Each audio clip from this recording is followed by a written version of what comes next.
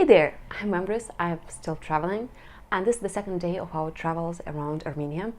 We really liked our guide, although he was not telling us a lot of facts. He was not speaking Russian that well, but he was showing us videos about the place that we will be visiting, and it was really comfortable, convenient, because he had several screens in his car, and we really enjoyed our company. So that's our second day of our travels. We'll see a lot of other interesting things. We'll see the Symphony of Stones, we'll see some ancient monastery. So yeah, keep watching.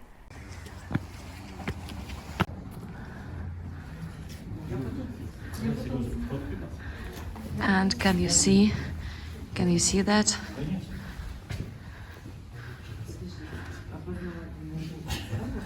That is Ararat.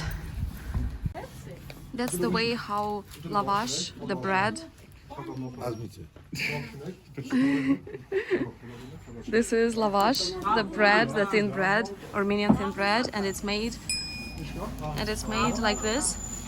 So first you just roll over so to make it thin, and then you put it on this thing and put it into the so-called tandyr, that is like an oven. Like here how it looks like.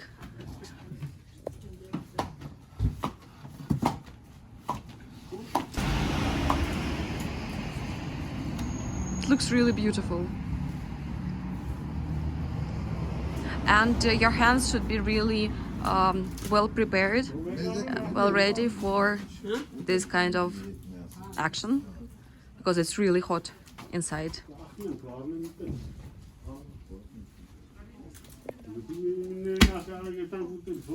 That's how it's done. So we've been given the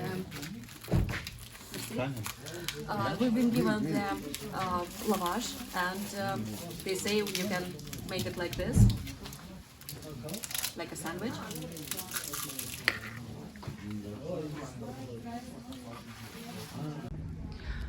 These stone crosses are called hachkar. Hach is cross, kar, I believe, stone.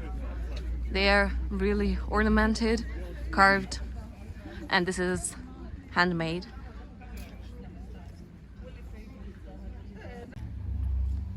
This summer we figured out that I'm not a good mountain climber, and we're in the mountains, we need to climb all the time. I mean, it's pretty okay, but still it gives me not very nice feelings. This is the Geghard monastery. I hope I'm pronouncing it more or less okay. And the view that you can't see much because of the sun, which for us is just gorgeous because it's not very cold, it's sunny, and it makes it all very nice. I mean, yeah, probably in summer it will be nicer with all the leaves and trees are green, etc. But still it's really nice. Nadia, say hi. Hi. Very picturesque bridge. I hope we will cross it. And by the way, the cross is on the mountain. There is the song in Russian, but I can't sing, so I wouldn't even give it a try.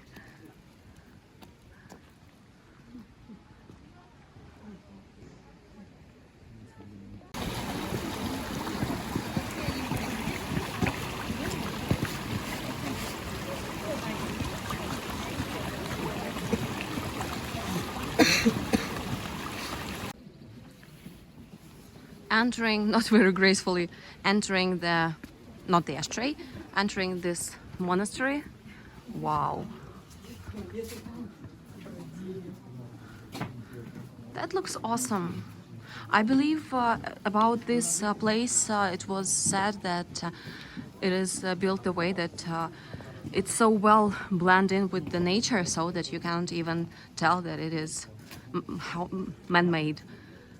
Although it is, obviously, but it looks really like organic with all the picturesque views.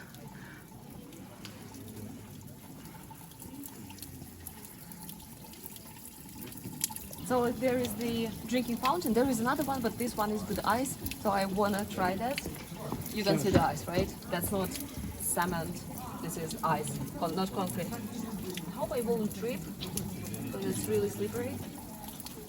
It won't be too graceful as well. It's really interestingly made.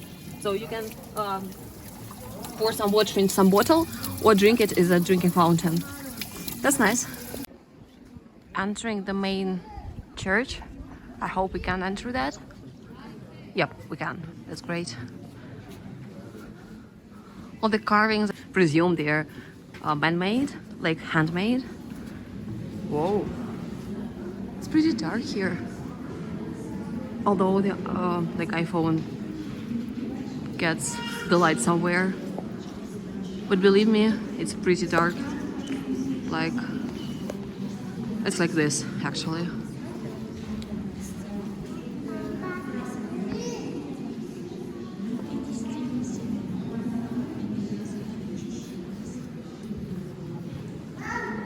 The altar, I believe.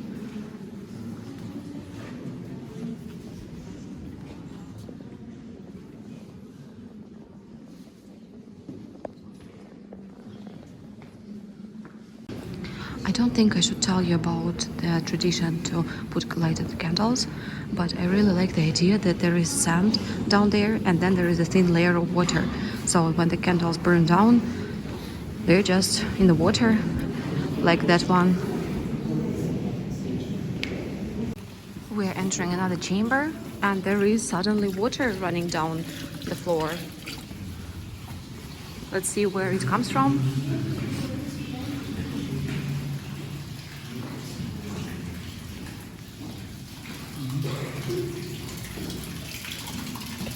And you can see nothing. Believe me, there is the rock and the water just pours down the rock. And it is just fresh spring water.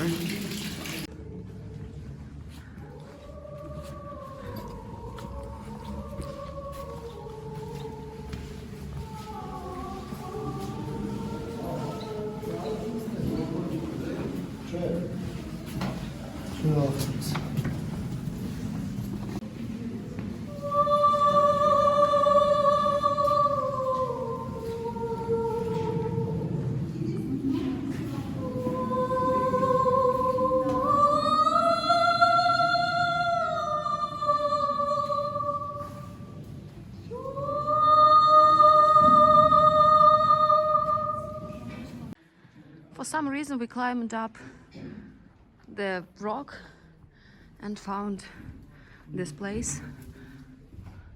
That's a cave. This is Jenga.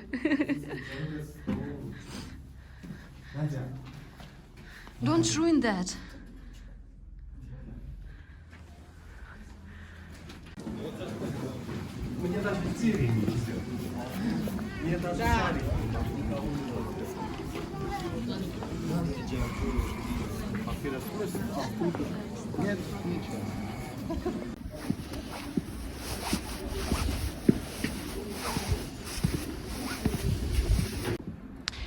There are the construction zone. That's not what I wanted to show you. This thing, the one that holds the rail, that looks like the spire that was used to kill Jesus, and I believe we might see this, like the original thing, in the museum.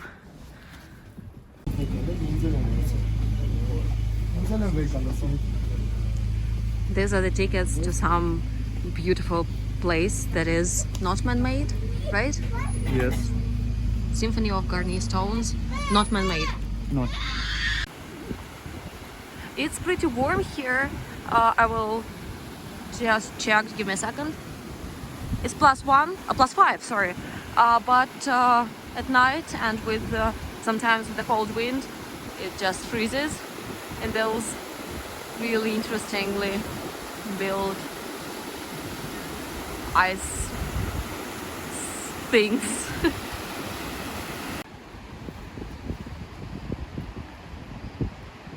This is the Symphony of the Stones. They say that you can't go really close to that and you shouldn't touch that because it's really fragile.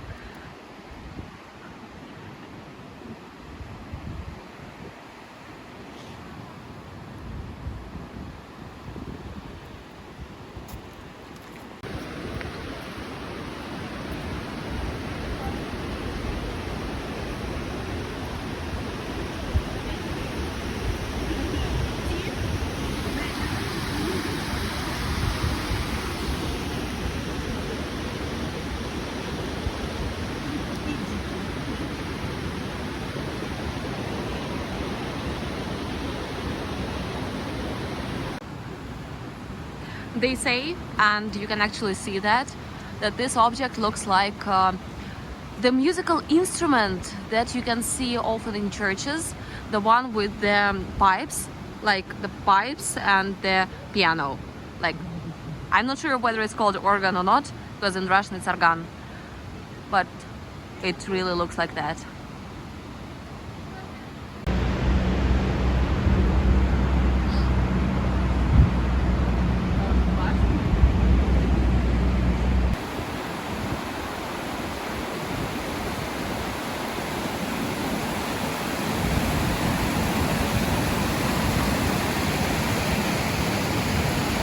They say climbing is strictly prohibited. Let's go.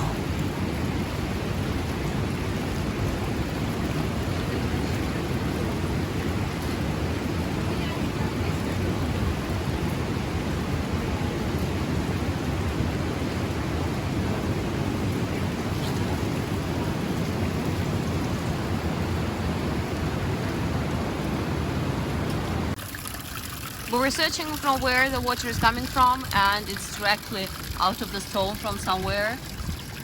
Just the natural spring. Here is some kind of a lake. I think that it's still water. It's not moving. We found 2 dead fish here, but we also can see 2 sturgeons. Have a look. And they are alive. And it's really tempting to just go and grab them because they're sleeping, it seems. Yeah, it's alive. We are like literally seriously thinking about grabbing one and baking it for dinner. Let's do content. Go. My brother asks me to just go there, grab one and make a content out of that. We are entering the Garni Temple. I'm not sure whether you can see it from here or not. I believe we should. You should just walk towards it. It seems to be a current tradition, a new tradition, that I drink from every fountain that I see. This one is occupied, but nevertheless, I will taste it.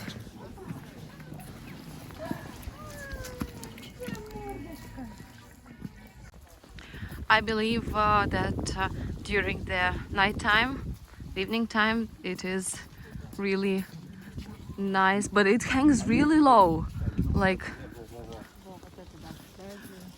I'm touching that. And that's the Garni Temple. Here is the Garni Temple, eventually. That is the thing that I really wanted to visit when I was searching for some sites and places of interest in Armenia and Yerevan. And this is not in Yerevan, but it's pretty close. It's about 40-30 kilometers as far as I remember. So the Garni Temple, it's called Garni due to the village that is situated around it, the village named Garni. And the temple, it's not the church, it's the temple, because it's the pagan. Originally it was the pagan temple. It was built like in the epoch of ancient times. I don't remember the names, sorry. But there was the earthquake or something, and it was destroyed. In the 18th, 19th, 20th centuries, it was rebuilt. So it's now it's unfortunately a new thing, but it was rebuilt like in the original form. So it's one of the main sites of the district around Yerevan. So it's just must see. Let's have a look. And the view from here is just spectacular.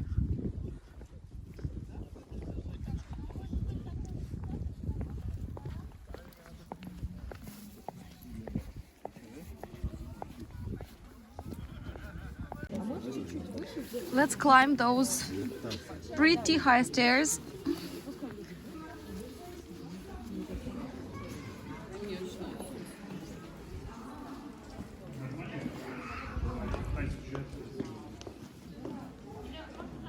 So here, where people are standing, there was a statue of the goddess. The temple was built due to, not due, in order of, thank you. But now we don't have the statue, we have just this space.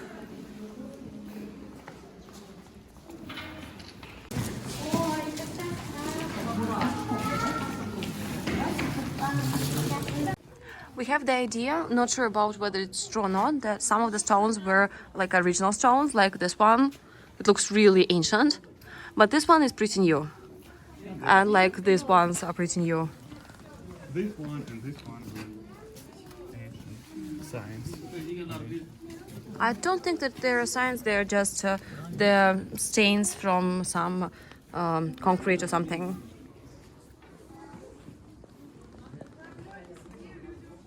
My brother says that those stairs are pretty comfortable to climb, and it seems like he has like no effort at all. And for me, just have a look.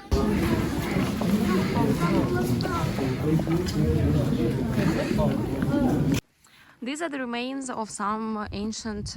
So that is ancient. It used to be ancient, and these are the remains of the fortress, like in general, in total, because that's a great venue for the fortress, because there is there's nothing down there and you can brilliantly see everything. But it looks really nice. I mean, those mountains, it's just spectacular. So this place is guarded by UNESCO, and I really like visiting the places that are guarded by UNESCO. I will tell you in a second, or in a couple of seconds, about this place. We are in the middle of nowhere. That's our car, by the way. Really classy and nice. And that's some kind of village near Yerevan. And I hope that we might get inside.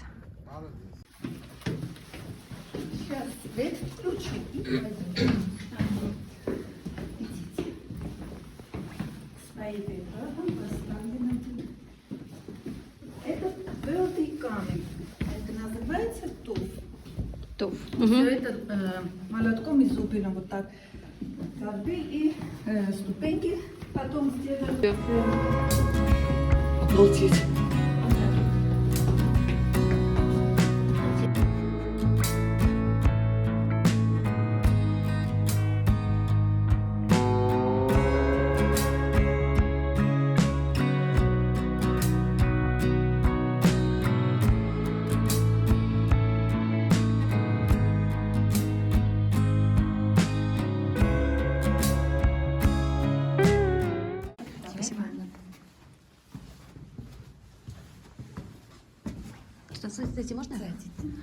That's the second room.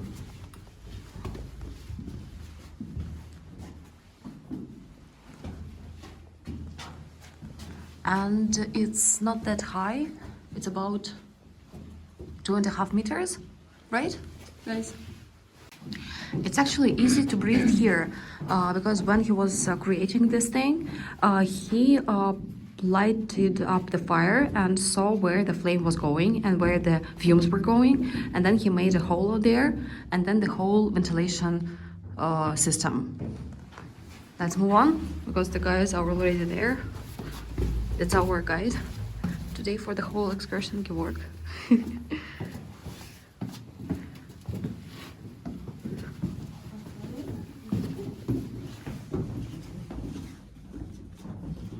Говорили, что бывало день работает 20 часов, 4 часа спать. А эти камни сюда не надо. Он декорацию сделал, мужчине не нашел отсюда, люди подарили, он так поставили.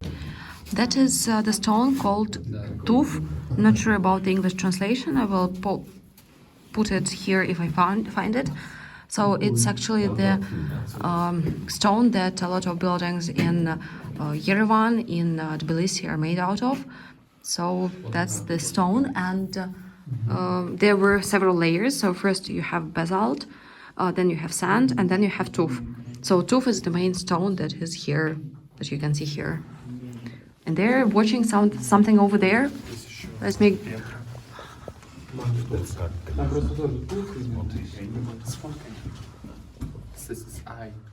This is really impressive, the whole depth of the thing. So there are actually several entrances, like entrance and exit to that. So we've been here, and here where the whole thing is built just under their house, not touching the street, not touching the neighbor's house. That is the place for making wishes. So he was actually... Can you see the steam, by the way? Like for the steam. Not the steam, the breath. So he was once grabbing his weighted buckets, and his daughter saw that he was lifting them really easily. And she said, isn't it heavy? And he said, no, I just got some energy and I can do things easier now. So then he made a place here for making wishes, and some of those wishes actually come true. And after some scientists were creating, they were checking the whole place, they said that there is some kind of positive energy here. Believe it or not, but the daughter that you've seen on my previous footage, the daughter of this man, she believes that, and she says that it works. That's the kitchen of this man, and that his dining room. Really like minimalistic, I would say.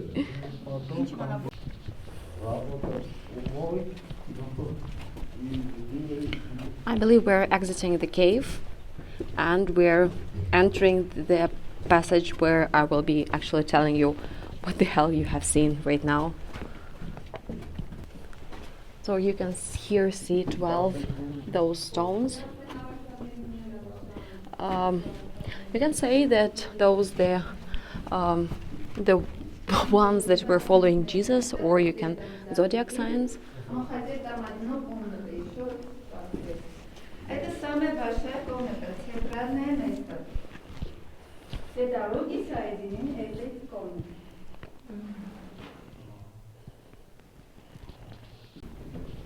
I thought this whole thing is really much smaller, but it's just the whole a lot of chambers underground with the stairs, lots of staircases, and that's just impressive. So here is the basalt, and here is sand, and here is tuff. Sorry about the almost Russian names, but this is really like sand. Here is the cross that marks the place that he should turn right from that. So if you go down there, you turn right here. And he couldn't sleep one night, and he said that he needs to make the cross. And I really like how my friends tell me everything that I can't hear because I'm filming that, and they're showing me what I should film. That's really nice. Here is the scheme of the whole thing, of the whole tunnels and chambers and everything. And here is the picture of the man who made everything, and he was doing it by hand, like literally like this. And can you imagine? It took him so long time, and it is so amazing. And here are the instruments that he worked with. Those ones were gifted to him. He never worked with them. He worked with just his ones. And here are the so-called valenki. that he was wearing during the whole time, and they were brand new when he originally put them on, but they look like this right now.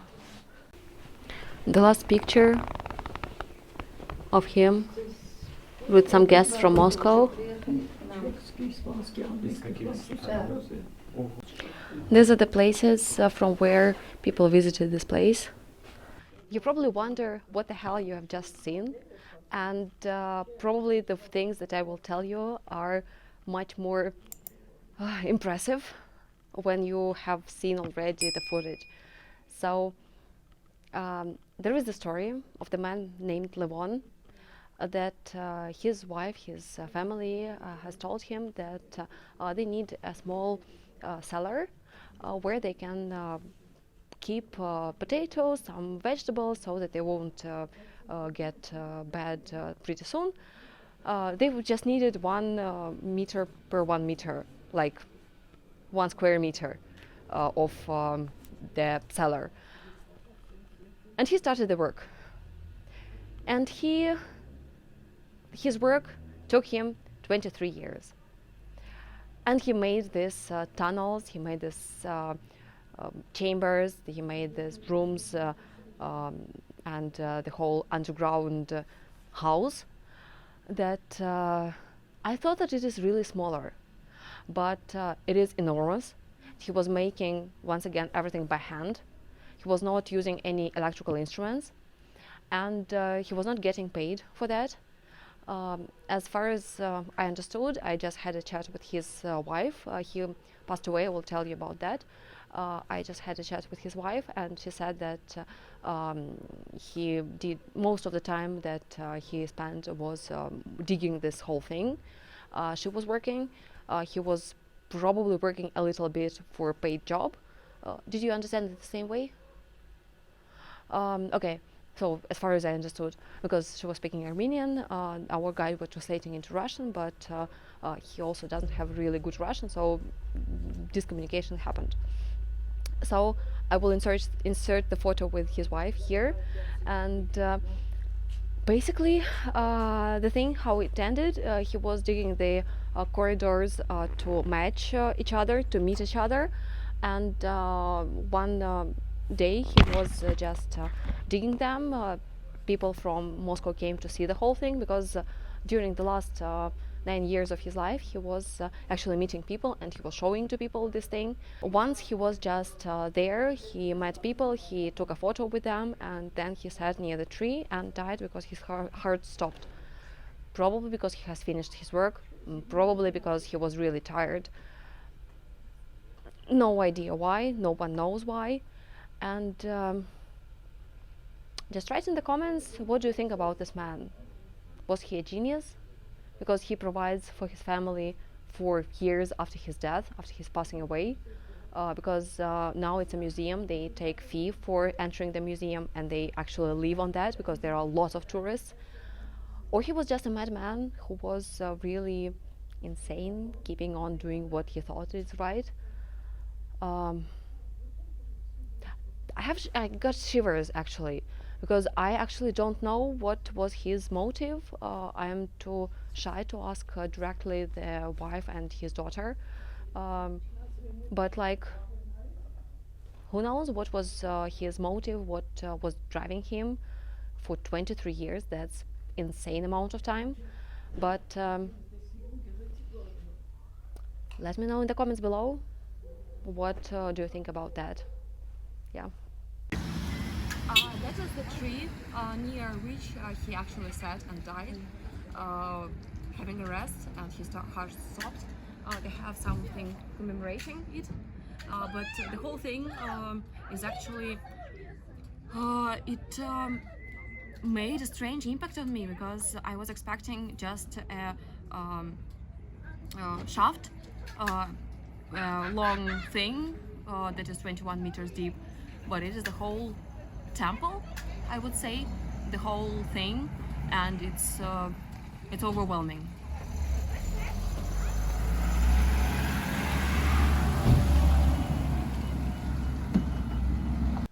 I admit that was a lot of talking. but I really wanted to convey my emotions to you. Hope it worked. So that was our second day around Armenia, and there will be the third day just about Yerevan and about kind of exciting and interesting things over there. So stay tuned, watch it next week, and have you got any questions about my travels? Leave them in the comments below. Don't forget to subscribe to this channel, hit the bell notification button, and see ya!